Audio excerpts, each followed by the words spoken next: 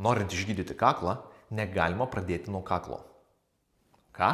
Dažniausia kaklo išvaržų priežastis yra per judrus kaklas ir užspaustas tarpumentis. Žmogus galvą ir kaklą judina nemažai, tačiau tarpumentis kupra gali užsispausti dėl sėdimo ar kitokių darbų.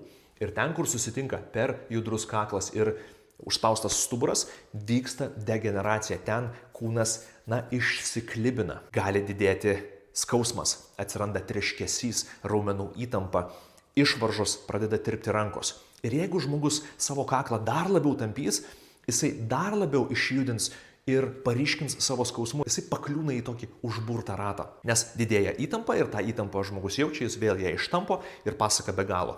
Todėl mums būtina išlaisvinti pirmiausiai tarpumentį ir kai judesys visas pratekės gerai, kaklas pradės gyti savaime. Ir galbūt tik tais tada galėsim daryti kažkokius stiprinimo, subalansavimo pratimus kaklui. Atsisėsite ant kėdės su kietu atlošu, kaklą saugosit galvą laikydami tarp savo rankų ir iš lėto atsiloškite. Jokio skausmo, jokio diskomforto.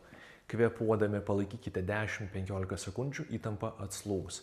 Grįžkite, pasislinkite šiek tiek žemiau, lygiai taip pat vėl tą patį darysite. Savo malonumui keletą kartų galite kartoti toje pačioje vietoje ir keliais lygiais atlaisvinsite tarpumentį.